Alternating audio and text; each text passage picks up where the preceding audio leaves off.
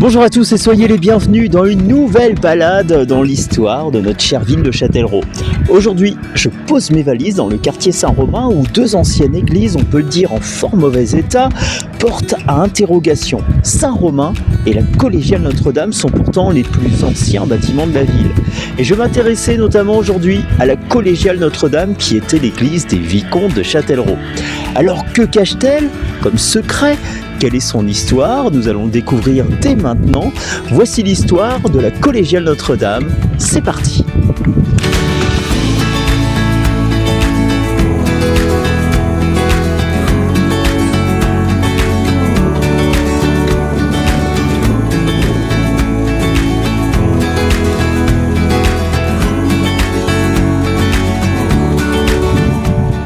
Ah mes chers amis, soyez les bienvenus en centre-ville, non loin des Halles. Vous êtes-vous déjà perdus dans les rues millénaires du quartier Saint-Romain?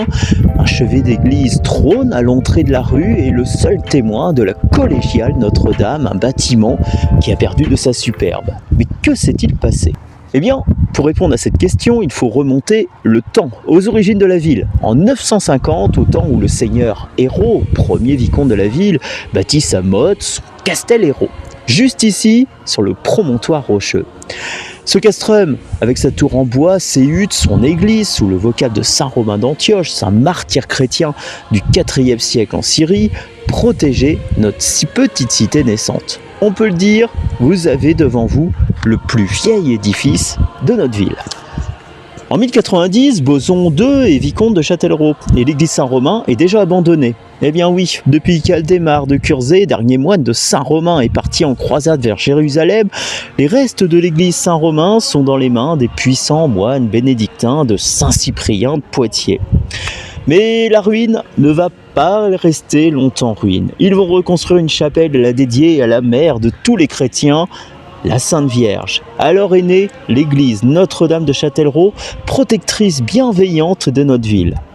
En 1200, la ville a bien grandi et prospère. Elle compte un nouveau pont en bois qui enjambe la Vienne, 5 paroisses, dont plusieurs églises, l'église Saint-Jacques, l'église Saint-Jean hors les murs, l'église paroissiale Saint-Romain, nouvellement reconstruite, et la dernière, l'église Saint-Jean l'Évangéliste, à côté du Castrum Novum, le fameux Château Neuf.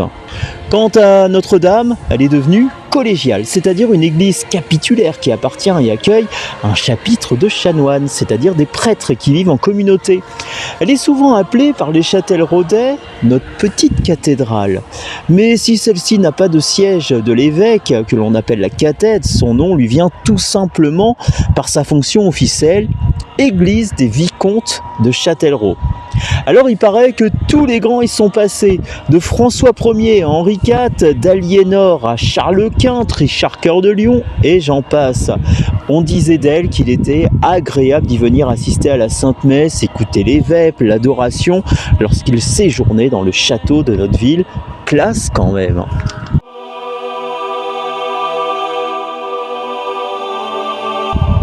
Mais revenons aux chanoines. Au XIIe siècle, le vicomte Hugues III obtient des moines de Saint-Cyprien de Poitiers avec l'appui du roi Philippe Auguste, de Richard Cœur de Lion, fils d'Aliénor d'Aquitaine, du pape Célestin IV, la création d'un chapitre composé de 9 chanoines. Alors les chanoines de Notre-Dame vivent autour de la règle de Saint-Benoît qui réglemente la vie de leur communauté hiérarchisée par un doyen, c'est-à-dire leur chef. Leur vie est tournée sur la prière, l'étude de la Bible, le travail manuel et surtout le service aux autres. C'est pourquoi ils bâtissent un quartier canonial de 11 maisons individuelles tournées vers la collégiale. Ce quartier bien à eux, sans clôture pour les habitants, laïque, va devenir un lieu où la prière et le calme, loin de toute activité profane, dominent, mais surtout où chaque habitant est le bienvenu. Alors imaginez une petite place avec sa fontaine, la collégiale Notre-Dame, l'église paroissiale de Saint-Romain, le cloître, bien sûr le château des vicomtes, un porche allant sur le port de la ville, les jardins surplombant la Vienne le long du rempart. Bref, le quartier Saint-Romain est le siège religieux et exécutif de la ville. Et paraît-il que certains vicomtes s'y sont même fait enterrer.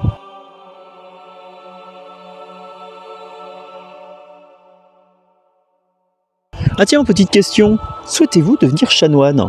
Bon, Au XIIe-XIIIe siècle, il fallait remplir certaines conditions, comme avoir au minimum 22 ans, avoir bien sûr la foi, posséder une solide connaissance religieuse, faire le séminaire, la formation universitaire et cléricale, être d'une classe sociale plutôt élevée pour payer son droit d'entrée, être nommé par le vicomte et enfin agréé par l'évêque. À la fin de votre cursus de plusieurs années, vous aurez la chance d'être ordonné, vos habits vous seront confiés et surtout votre place de stalle, attitrée jusqu'à votre mort, vous sera donnée.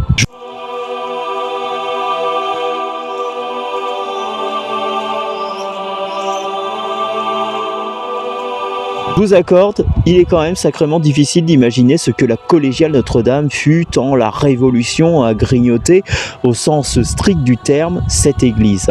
Mais on sait qu'elle était formée de 2 travées de nef en style roman du XIIe siècle, d'une partie gothique du XIIIe. Elle était une collégiale sobre, avec aucune sculpture et peinture, mais lumineuse grâce à sa pierre blanche de tuffeau, ses larges baies apportant la lumière.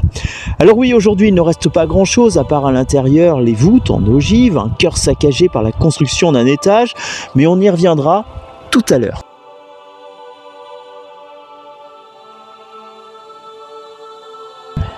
Mais paraît-il qu'à chaque grande messe, grande fête religieuse, elle rayonnait et devenait le centre de vie de la ville. Alors il n'était pas rare que des processions menées par des laïcs, des chanoines, permettaient de sortir la Vierge dans les rues de la ville, chaque 15 août par exemple, ou premier dimanche du mois. Tout ce que l'on sait, c'est que la vie s'organisait autour de la communauté des chanoines et de la collégiale Notre-Dame. Et plusieurs fois par jour, bien sûr, les cloches sonnaient l'Angélus, les 5 offices, la grande messe. Chaque jour, même, un chœur de 6 enfants animait les prières. Sans oublier bien sûr les 5 à 6 heures par jour d'adoration du Saint-Sacrement qui faisait de ce lieu le cœur de la vie spirituelle de Châtellerault. Et cette communauté de chanoines avait une vraie importance, tant dans la vie de la paroisse que dans la vie de la cour des vicomtes et du duc de Châtellerault. Elle était l'église du château de Châtellerault et les chanoines avaient une obligation de glorification du roi de France.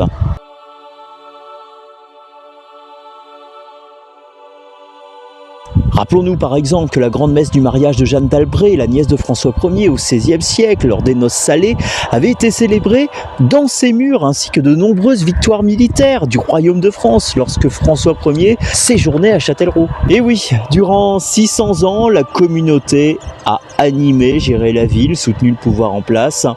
Mais en 1788, l'ombre de la Révolution plane. La révolte gronde, Louis VII décide de convoquer les États généraux en mai 1789. Et les chanoines ne peuvent y participer, mais vont donner quand même leur doléance au père Joyeux, le curé de Saint-Jean-Baptiste, qui se rend à Versailles le 16 mars 1789 pour présenter ses cahiers de doléances. Mais il est déjà trop tard. Le haut clergé est détesté depuis si longtemps par la population. Et les chanoines ne sont pas épargnés par les critiques à cause de leur trop grande richesse, le mauvais partage de leurs biens. Il faut savoir qu'au fil des siècles, ils ont prospéré, acquéri un solide patrimoine avec de l'immobilier, des rentes, des dîmes et des droits seigneuriaux. Alors la Révolution va mettre un violent coup de grâce. Et le 12 juillet 1790, la collégiale ferme définitivement ses portes. Les chanoines sont dispersés, leurs biens sont mis à disposition de la nation, le mobilier de la chapelle est vendu aux enchères, et toutefois Notre-Dame n'est pas totalement abandonnée.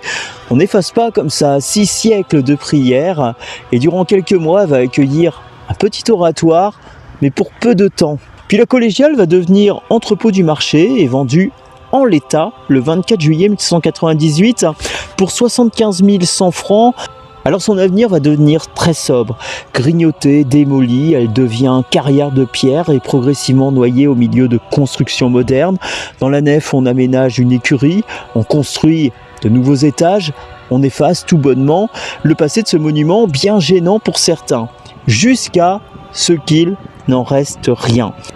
Et il aura fallu finalement quelques décennies pour effacer 600 ans d'histoire, de prière, laissant à la rue Saint-Romain un faste oublié où seul ce chevet meurtri et grignoté par le temps subsiste. Triste quand même comme histoire. Mais telle est l'histoire de la collégiale Notre-Dame de Châtellerault, l'église des vicomtes et des ducs de Châtellerault. Bon, il est temps de nous séparer, on se retrouve très bientôt pour une nouvelle balade dans l'histoire de notre ville. Un petit pouce bleu, un petit commentaire. Merci à tous de m'avoir suivi. Allez, ciao!